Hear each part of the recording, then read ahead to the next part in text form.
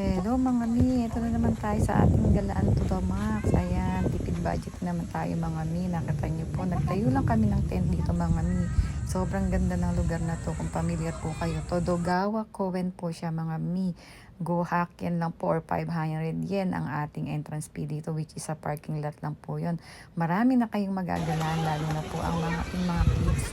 Ayan po mga may nakita niyo. Nakatrend lang po kayo dyan. Pwede po kayong magtayo kahit saan yung mga ni. At nandiyan na rin po sa around yan ang mga outdoor activity ng mga bata. Like for example, swimming pool na maliit na mabababaw at mga ito po body exercise po nila. Yung mga ni-enjoy po ang ating mga kitchen. Promise mga napakaganda po dyan. Pag nakita na po yung ang lugar niya napakalawak.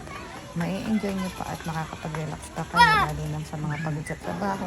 Pahiga-higa lang tayo mga ni, okay na, at least nag-enjoy pa ang ating mga grades natin mga ni.